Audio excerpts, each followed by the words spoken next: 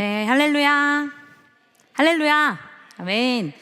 5월 첫 주 청년부 예배에 나오신 우리 모든 분들 너무너무 환영하고 축복합니다.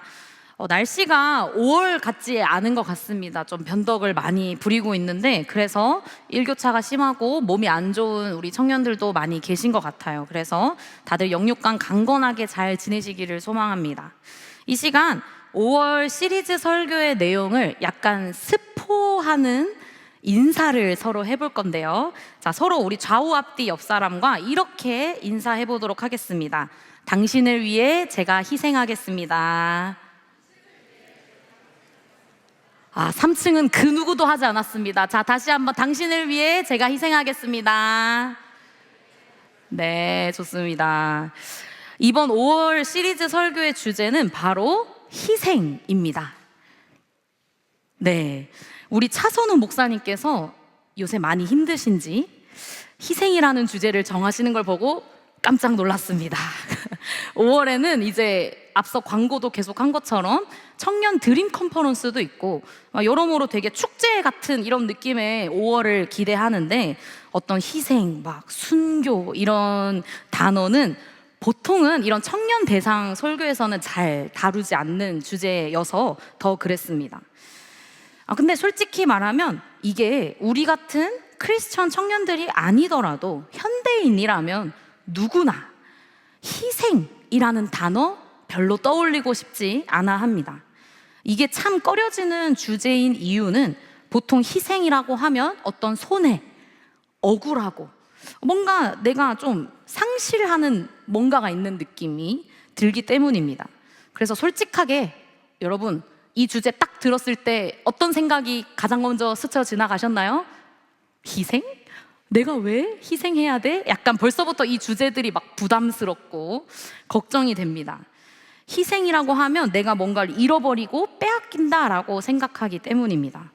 그렇다면요, 여러분, 이 5월 시리즈 설교를 시작함에 앞서서 희생이라는 단어가 정말 어떤 의미를 가지고 있는지 우리가 국어사전 의미를 통해 한번 살펴보기 원하는데요. 우리 같이 여기 희생이라고 적혀 있는 부분 읽어보겠습니다. 시작. 다른 사람이나 어떤 목적을 위하여 자신의 목숨, 재산, 명예, 이익 따위를 바치거나 버림 또는 그것을 빼앗김. 네, 희생이라는 단어의 의미입니다.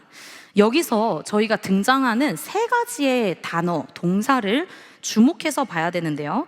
바로 바치다, 버리다, 빼앗기다 라는 뜻입니다. 앞선 두 개의 동사는 능동적인 의미가 담겨 있고요.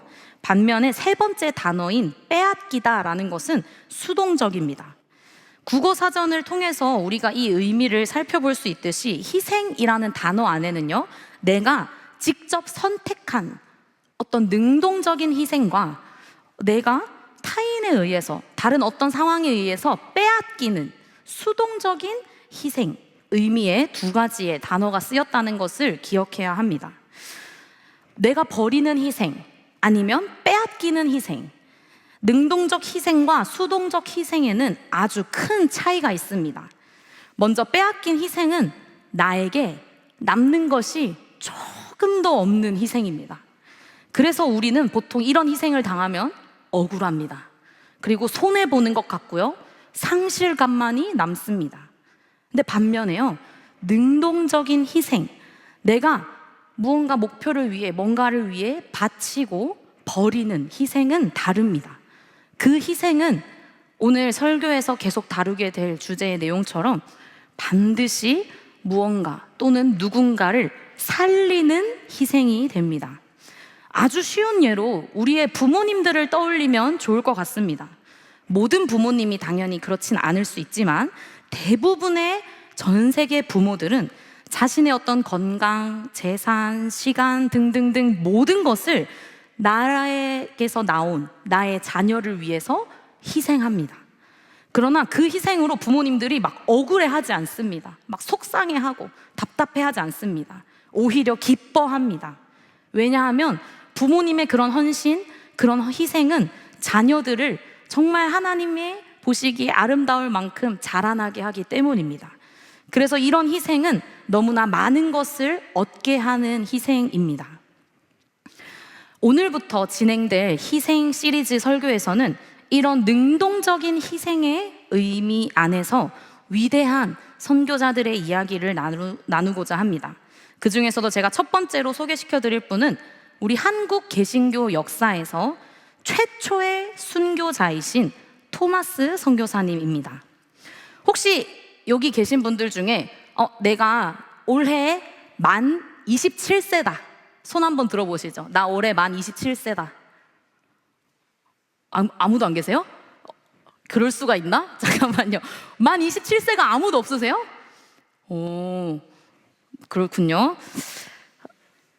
당황했습니다. 네, 자, 왜 얘기를 했냐면 오늘 제가 소개시켜드릴 이 토마스 선교사님이 만 27세라는 꽃다운 나이에 조선 땅에서 순교를 하신 분이기 때문입니다. 토마스 선교사 이야기를 여러분들과 나눌 때 이분의 희생이 과연 어떤 의미의 희생이었는지를 여러분들이 한번 곰곰이 생각하며 주목하며 들어주시면 좋겠습니다. 이 토마스는요, 1839년에 영국 웨일즈에 있는 한 목회자의 자녀로 태어났습니다. 이 토마스는 어려서부터 신앙심이 무척 좋았고요. 또 건실한 청년으로, 우리 여러분들 같은 비청년들로 자라나서 런던의 뉴 칼리지 대학을 졸업하였습니다. 이 토마스는 어릴 때부터 외국 선교에 대한 마음을 꿈꿔왔기 때문에, 많은 관심이 있었기 때문에 대학을 졸업하자마자 23살의 나이에 결혼을 하고요. 그해 1864년에 아내인 캐롤라인과 함께 중국 선교사로 런던 선교회에 파송을 받아서 23살의 나이에 나아갔습니다. 여러분도 아시겠지만 1800년대 그때 당시에 해외, 심지어 그것도 선교, 이것은 생명을 거는 일이었습니다. 뭐 지금이야 우리 청년들 중에 영국 유학이나 이런 여행을 다녀온 분들도 아시겠지만 중국까지 비행기 타면 한 하루도 안 걸려요. 그렇죠? 아무리 경유를 해도 보통. 근데 그 옛날에는 1800년대에는 오직 배로만 다닐 수 있었습니다. 그래서 장장 5개월이라는 긴 항해를 거쳐서 그들은 꿈꾸고 기도하던 중국 땅에 도착할 수 있었습니다.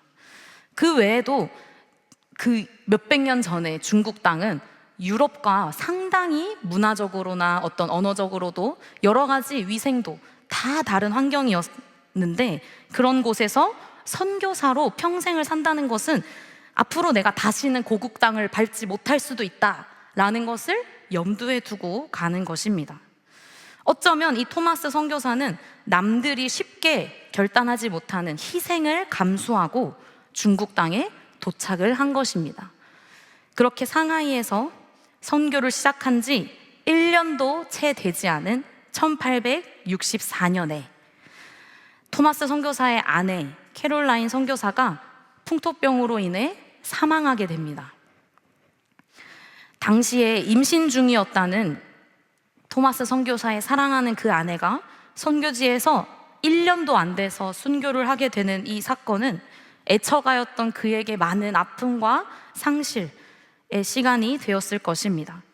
그래서 그런 깊은 슬픔 중에 아내를 중국 땅에 묻고, 그리고 마음에 묻은 이 토마스 선교사는 본인의 언어적 재능을 살려서 번역 일을 하는 성서공회에 들어가게 되었습니다.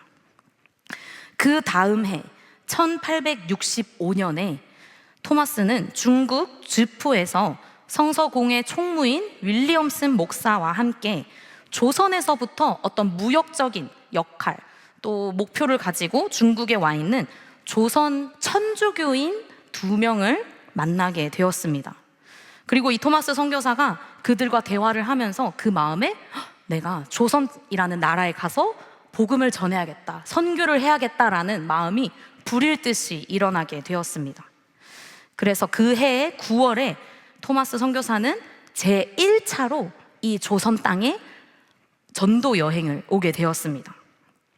이쯤에서 우리 한국 교회, 우리 한국 땅이 세계 선교 역사에서 굉장히 독특한 나라라는 것을 우리 청년들에게 먼저 알려드리고 싶은데요.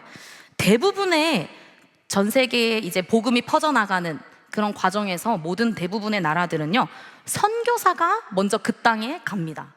그리고 거기에서 복음을 전도하고 복음을 전하고 교회가 형성이 되면 그제서야 언어가 이제 번역이 돼서 성경이 보급이 되는, 그러니까 선교사가 먼저 오고 한참 뒤에 나야 그 나라 말로 성경이 보급되는 그런 역사를 대부분의 전 세계의 나라들이 갖고 있는데요. 반면에 한국은요, 정말 역사상 유례 없는, 특이하게도 성경이 먼저 도착한 나라입니다.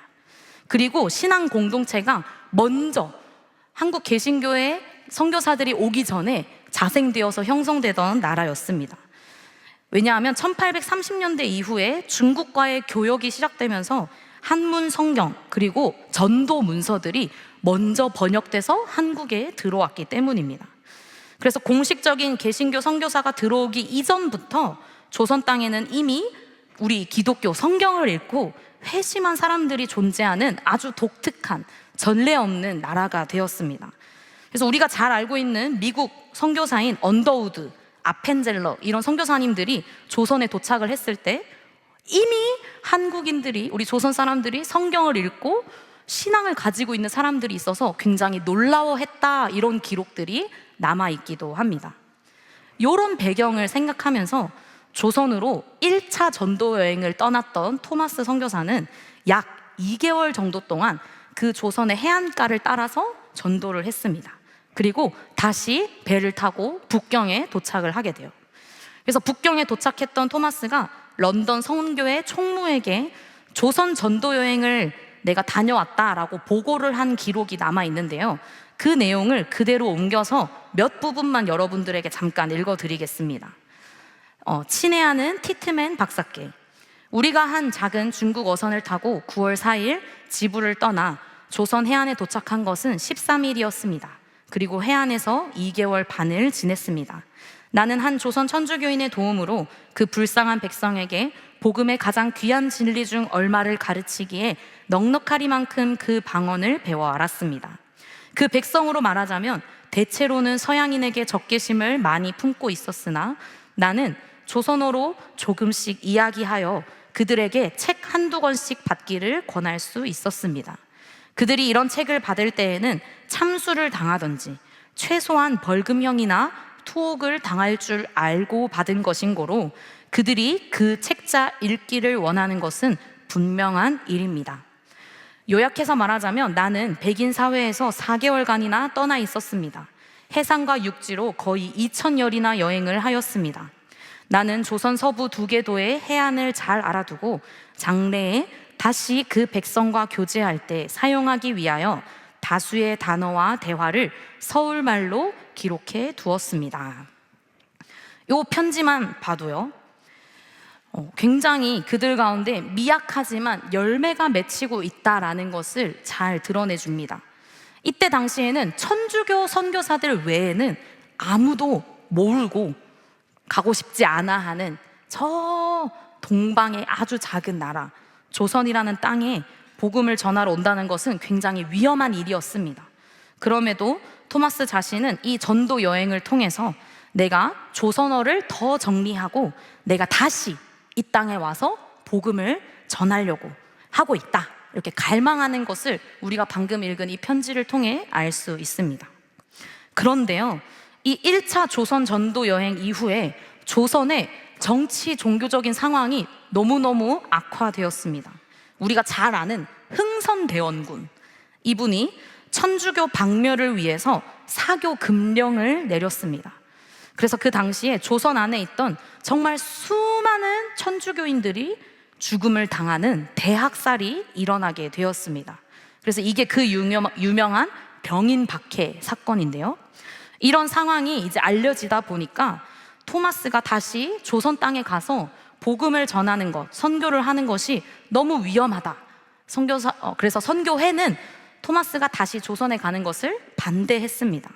그럼에도 토마스는 그 마음에 불타는 열정으로 인해서 내가 어떻게든 조선에 다시 들어가서 성경을 배포하고 복음을 전하겠다 노력했는데, 그래서 마침내 1866년 제너럴 셔먼호에 이 토마스가 탑승을 하게 됩니다.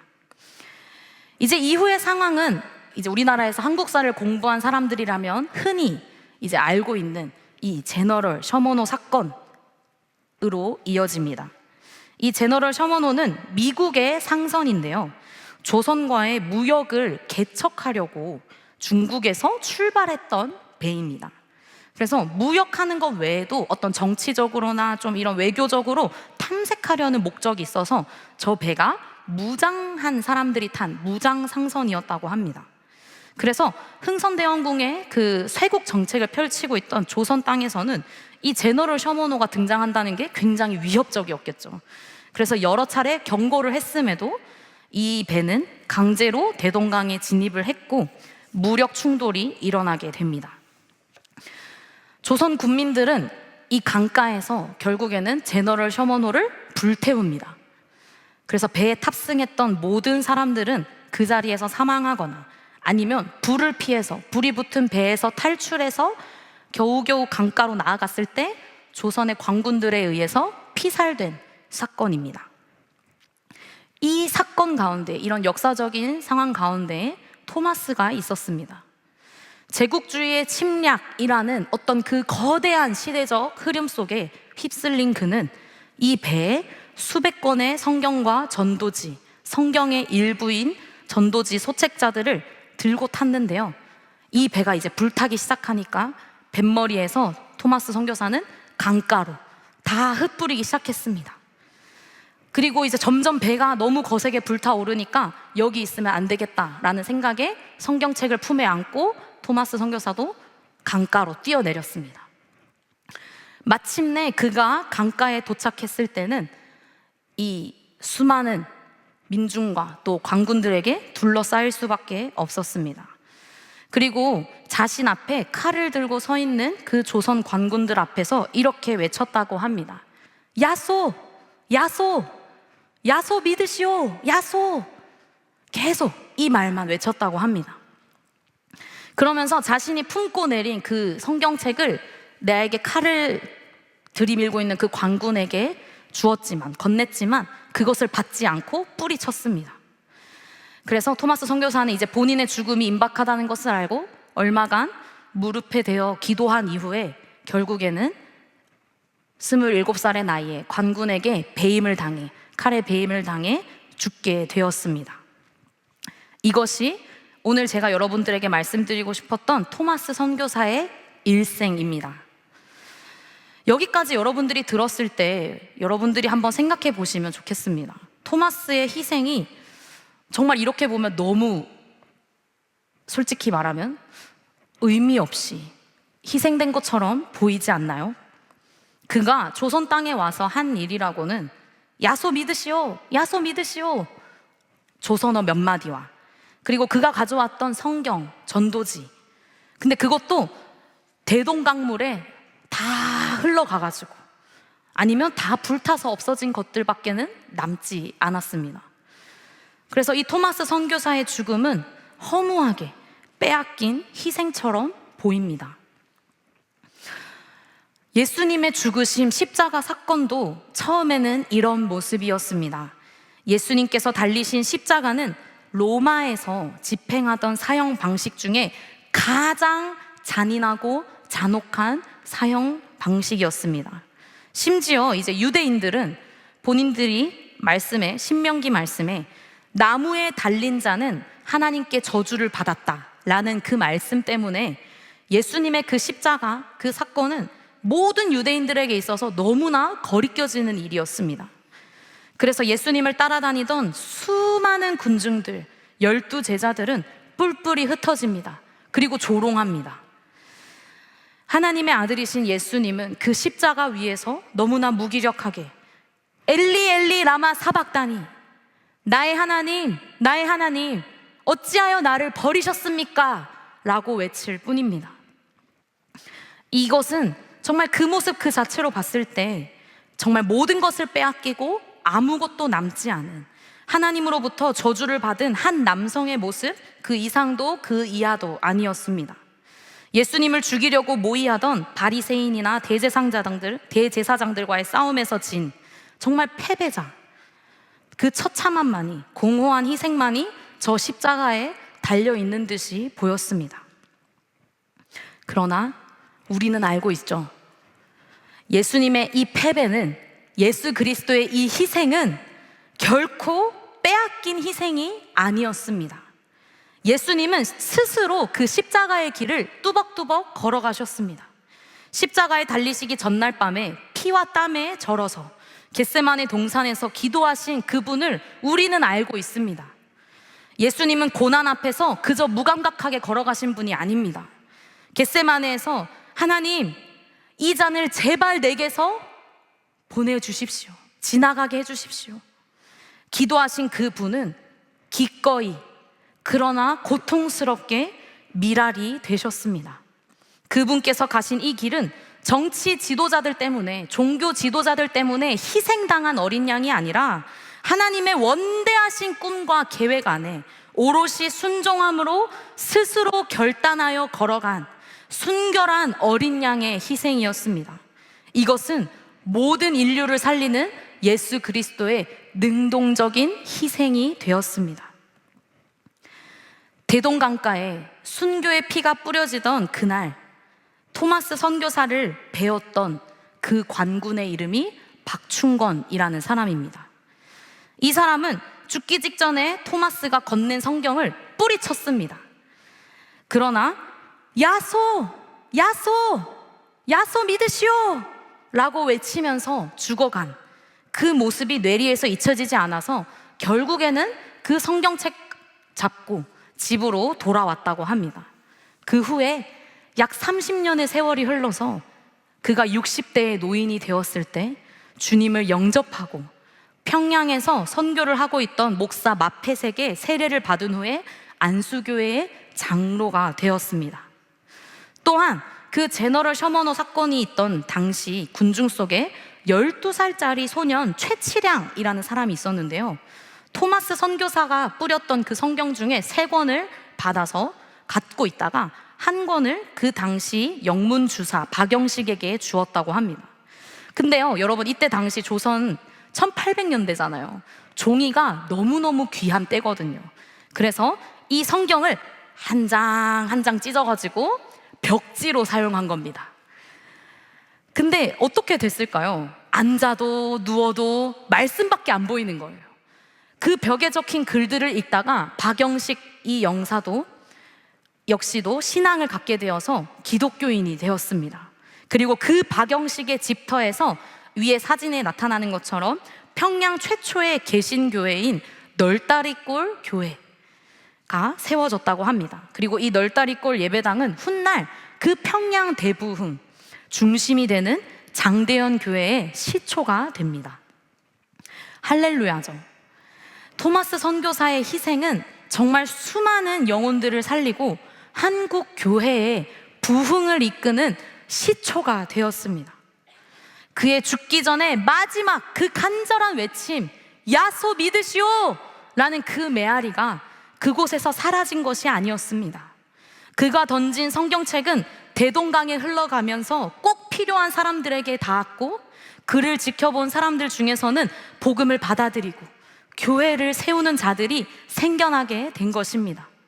죽음을 무릅쓰고 이 땅에 온 토마스는 자신의 모든 것을 전제와 같이 이 땅, 조선에, 대한민국에 뿌렸습니다. 한국교회를 살리는 그의 능동적 희생이었습니다. 오늘 여러분들과 함께 읽은 본문 말씀, 요한복음 12장 24절, 예수님의 한 알 비유에도 이 능동적 희생의 의미가 담겨 있는데요. 우리 본문을 다 같이 큰 목소리로 함께 읽어보겠습니다. 시작. 내가 진실로 진실로 너희에게 이르노니 한 알의 밀이 땅에 떨어져 죽지 아니하면 한 알 그대로 있고 죽으면 많은 열매를 맺느니라. 아멘. 여기서 죽으면이라는 이 단어를 집중해서 보기 원합니다. 이 단어는요, 헬라어로 능동태입니다. 능동태.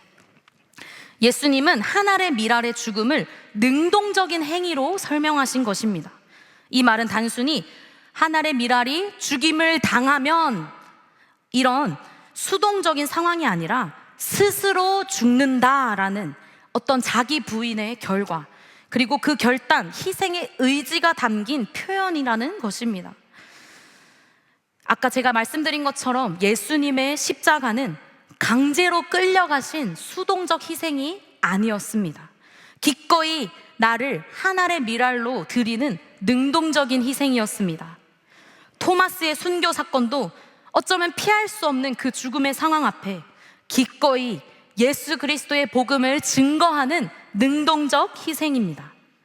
이러한 밀알, 한 알의 밀알은, 이런 능동적인 희생, 그 밀알은 소멸이 아니라 더 많은 열매로 피어나는 부흥의 씨앗이 된 것입니다.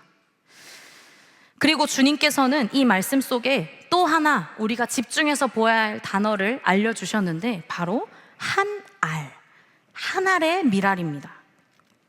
기껏 해봤자 여러분들 잘 아시는 그 그 씨앗 5mm도 안 됩니다. 너무너무 작습니다. 그 밀알 하나, 솔직히 농부들이 이렇게 한 움큼 집어야 뭔가 좀 있어 보이지, 거기서 한두 개 떨어진다고 해서 크게 차이도 안 납니다. 오히려 수많은 그 밀알들이 있어야 밀가루도 되고 어떤 먹거리로서의 기능을 할 수 있지, 밀알 하나 진짜 아무것도 아닌 존재입니다. 근데도 왜 예수님은 수많은 밀알들이 아니라 한 알의 밀알을 강조하셨을까요? 여러분들도 잘 아시는 것처럼 예수님이 그 한 알이 되셨기 때문입니다. 인간의 몸을 입은 하나님의 아들, 그 한 사람의 죽으심으로 인하여 많은 영혼들이 구원을 받게 되었기 때문입니다. 그렇기에 주님은 또한 우리에게 오늘 이렇게 말씀하고 계십니다. 사랑하는 내 딸, 내 아들아, 다른 사람 바라보지 말고 너 하나가 먼저 땅에 떨어져 죽어야 한다. 하나님, 내가 왜 그래야 하나요? 나 억울해요. 나 손해보는 것 같아요. 내가 지금 희생한다고 해서 당장 열매들이 보이지도 않아요. 우리는 이런 대답들이 너무 쉽게 나옵니다. 낙심합니다. 왜 나만 희생해야 되냐고, 왜 우리 그리스도인들만 그렇게 살아야 되냐고 하나님께 따지고 싶습니다. 세상 사람들이 다 기피하는 이 주제가 왜 우리 기독교에만 있냐고 우리는 원망스러울 수도 있습니다. 하지만 가장 먼저 한 알의 밀알이 되어 죽으신 우리 주님은 그럼에도 오늘 여러분들에게 이렇게 말씀하십니다. 그래, 너 하나야. 다른 사람이 아니라 너를 통해서 내가 수많은 열매를 맺히게 할 거야. 여러분, 희생은요, 억지로 당할 때는 너무너무 원통하고 힘이 듭니다. 하지만 내가 사랑으로 선택한 희생, 내가 기꺼이 바치는 희생, 그것은 좀 달라요. 그 안에는 기쁨도 있고 생명도 있고 나아가서는 수많은 열매를 맺히게 합니다. 예수님처럼, 오늘 우리가 봤던 토마스 선교사처럼 무엇이 이 능동적인 희생을 가능하게 할까요? 사랑이죠. 하나님을 향한 우리의 사랑, 그 사랑이 우리로 하여금 기꺼이 나의 모든 것을 바치는 그 능동적인 희생을 가능케 하는 줄 믿으시기를 바랍니다. 이번 5월 우리 비청년부는 이 희생, 능동적 희생, 내가 기꺼이 바치는 이 희생에 대해서 말씀을 나누고 계속 고민하려고 합니다. 그리고 그 시작이 다른 한 사람이 아니라 여러분 한 사람. 나 말고 제가 희생하면 안 돼요? 그게 아니라 나. 우리 한 사람 한 사람의 결단이 되기를 소망합니다. 이것은 우리의 힘과 노력이 아니라 우리 안에 계시는 성령님의 도우심으로 말미암아 가능한 희생인 줄을 믿습니다. 아멘이십니까? 그래서 여러분, 희생, 순교, 이런 단어들이 여러분들에게 너무 거창하게 들리지 않았으면 좋겠습니다. 우리가 살아가고 있는 매일의 일상 속에서 작은 순교, 작은 희생들은 얼마든지 있기 때문입니다. 무엇보다 저는 저희 비청년부의 리더들 보면 정말 그 한 사람 한 사람이 얼마나 귀한 하나님의 밀알인지 생각을 하게 되는데요. 간호사로 일하면서 눈코 뜰 새 없이 바쁘고 일을 적응하느라 지치고 피곤하지만 그럼에도 매일 아침 세런들을 생각해서 큐티, 묵상 본문을 톡방에 올리는, 그리고 함께 기도하려고 애쓰는 리더가 있습니다. 그리고 허리가 아파서 토원 치료 중인데도 전도사님 저 없으면 우리 세런들 교회 안 나와요. 그러면서 교회에 나오는 사랑의 리더가 또 있습니다. 평택에서 용인에서 황금 같은 그 금요일 저녁 시간에 4시간 버스를 3번 갈아타면서까지 이 리더 모임의 자리에 나오는 리더들이 있습니다. 그리고 제가 또 우리 리더들 뿐만 아니라 사랑하는 우리 비전어리 여러분, 이 짧은 15분, 20분의 예배를 드리기 위해 매주 토요일마다, 주일마다 어떤 한 청년은 서울 저 광나루에서 거의 전도사들만큼 빨리 나와 5시 반이면 출발해요. 중등부도 섬기거든요. 그런 청년들의 모습들, 또 제가 알지 못하는 수많은 우리의 모습들 속에, 간증들 속에 그 하늘의 미랄, 우리의 능동적인 희생, 그 작은 삶의 자리에 순교들이 있습니다. 이들의 희생은 정말 한 영혼을 향한 사랑, 그리고 하나님 아버지를 향한 그 사랑에서 나오는 능동적인 희생입니다. 여러분들 학교 생활 속에, 직장 속에, 취업을 준비하는 그 삶 속에, 나의 가정 속에 우리의 크고 작은 순교와 희생들은 결코 소멸되지 않고 형형색색 아름다운 하나님의 이야기로 피어나게 될 줄 믿습니다. 오늘 설교를 들은 여러분들이 그 하늘의 미랄이 되어 주십시오. 기꺼이 내가 처한 그 삶 속에서 하나님, 내가 죽기를 원합니다. 내가 바치기를 원합니다. 내 모든 것을 드리기 원합니다. 우리가 선택할 때 성령님께서 여러분들을 도우실 것입니다. 그리고 그 자리에 하나님의 놀라운 역사가 일어나게 될 줄 믿습니다. 그래서 우리 시간 불은 꺼졌지만 마지막으로 이렇게 인사하면 좋겠는데요, 이번엔 정말 마음을 담아서 우리 옆 사람 잘 몰라도 됩니다. 손 한번 꼭 잡아주시고 같이 이렇게 인사합시다. 당신을 위해 제가 기꺼이 희생하겠습니다. 아멘. 아멘. 우리 시간 다 같이 말씀을 기억하며 찬양할 때 오늘 우리에게 주신 이 말씀 기억하시면 좋겠습니다. 그리고 우리가 고백할 이 가사가 정말 하나님, 너무 어렵지만, 내 마음이 너무 힘들지만 그럼에도 주님, 이 가사대로 내가 살기 원합니다 라는 마음으로 찬양하면 좋겠습니다.